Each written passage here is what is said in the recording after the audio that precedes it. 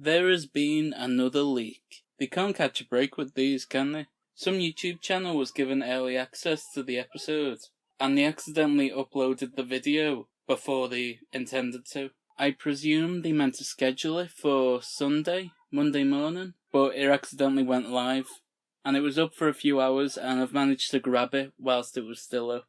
So I figured what we'd do is, we'd look at the few brief moments we've got of episode 2 before anyone else has seen it. But before we do that, please leave a like and subscribe. You can always unsubscribe at a later date if you don't like what I'm posting. It's completely free. We're going to be talking about House of the Dragon each week, as well as a bunch of other stuff. You may notice that the mic quality isn't the same as it has been in the last few episodes. That's because the adapter, the headphone jack thing, I don't know what it's called, broke.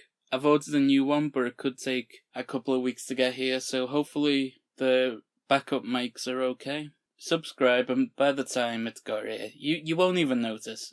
I'll sort it. And I just want to say on top of this, that this video is going to be a lot more chill than they usually are. I'm just sat here with a mic responding to it for the first time. I'm going to click play and then pause it and we'll talk about it, and then I'm going to have a quick look and see what the response has been on Twitter. But apparently there's a big shocking moment in this recap that I need to see first, and then I'll go and see what people have said about it. Will we know which moment is the controversial one? I reckon we probably will. Alright, let's give this a shot. Come on. What did your mother tell you? Oh, already I'm worried. What did your mother tell you? So, for those who don't know, this little girl has been set up with Viserys after Viserys' wife Aemma died in the first episodes during childbirth. In a way, they killed her basically. So this has been set up as his new bride. I believe she's 12? I could be wrong. Right, let's see what her mother told her. That I wouldn't have to bed you until I turned 14. I'm getting the word nonce. Oh dear. Well, that's gonna be fun on Twitter, isn't it? What are people gonna say about that? Right. Emma was 11 when Viserys married her, so he's already not got the best reputation. Look at the look on his face there. Right, this is a show about incest and underage weddings and deaths and stuff, with some dragons thrown in. I don't know what people expect, really. Oh, there's gonna be so much discourse on Twitter. I can already see people being angry about it. The wigs aren't great, are they? Just sort of mention that. It's a terrible wig. It reminds me of the powdered wig that bailiffs wear in the UK courts. Viserys might be seeing a few of them if he'd stepped into the modern day. Get a few years for nonsense. Also, it looks like Mags's wig from Catching Fire. Right, so I'm looking it up, and apparently there's already backlash to this. Did people suddenly forget that 13-year-old TV Sansa was betrothed to marry Joffrey in the first episode of Game of Thrones? I suppose Sansa and Tyrion would be a better comparison there. There's a bigger age gap there. So what can we say about this? Well, it's sort of what noble women in medieval England had to do, wasn't it? Was it Margaret Beaufort? She was 12 when she was pregnant with Henry VII. But I think even that was strange back then. I don't think the actual wedding took place until she was like 16 or something. But still, it's weird, isn't it? It's still nonsense. But Viserys is clearly uncomfortable about all this. He doesn't like the idea either. Maybe he has that expression because he's like, alright, I have to wait till you're 14. I can't say that. Right, anyway, let's watch the rest of it. You could not ask for a stronger match than Lena. Right, you're not helping. Right, I love Eve best.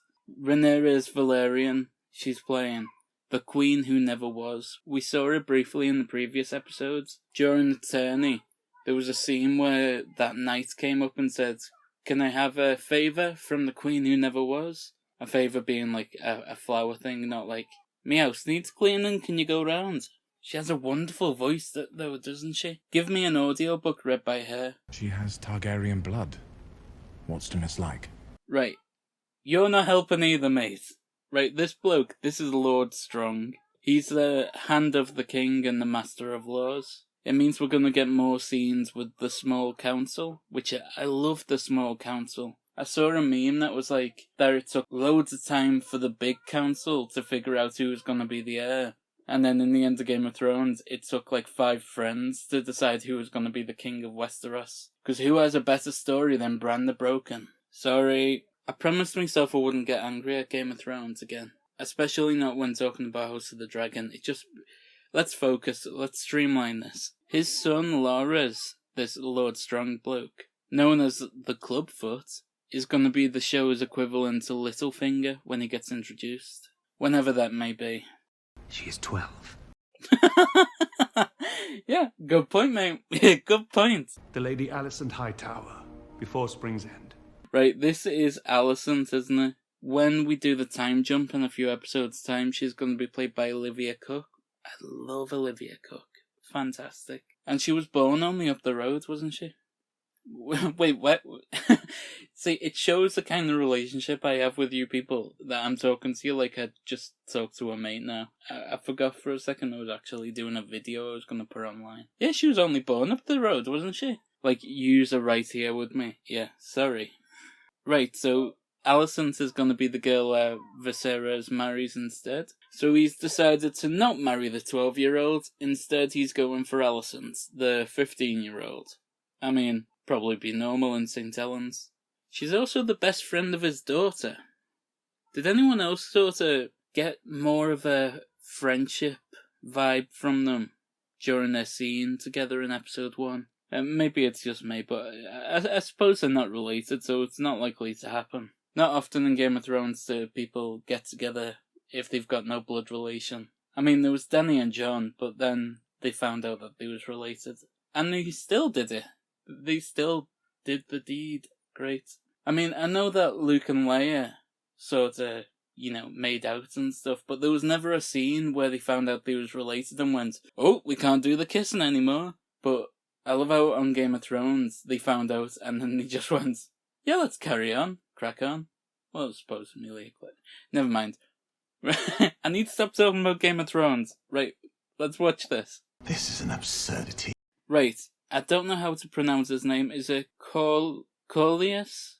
Coleus Valerian? There's loads of controversy about him. There was like 3 big comments about this show when it premiered. One, they were saying that Millie Alcock isn't as attractive as Amelia Clarke. I mean, yeah.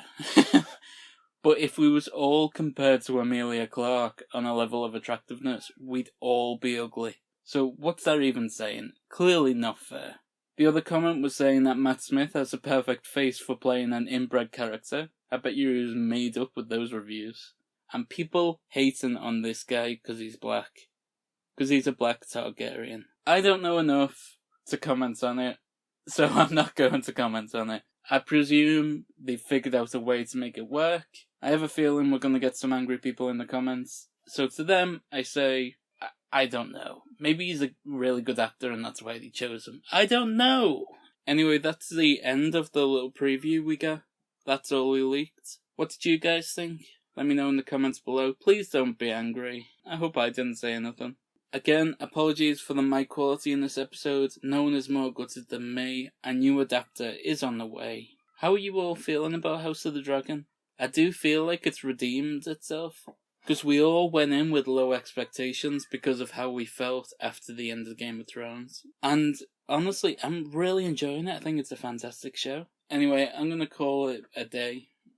Please leave a like and subscribe. You can always unsubscribe at a later date if you don't like what I'm posting. It's completely free. And no hard feelings. I hope it's been okay that this video has been a lot more chill and relaxed than they usually are. It's more of a conversation. I did this once for a video I did on the rehearsal and people seemed to respond well to it, so hopefully it's okay. Maybe whilst you're here, go and check out this video I did on House of the Dragon where I talk about whether or not Viserys is redeemable. We also have another video on House of the Dragon coming out tomorrow, so look forward to that. Alright, bye folks.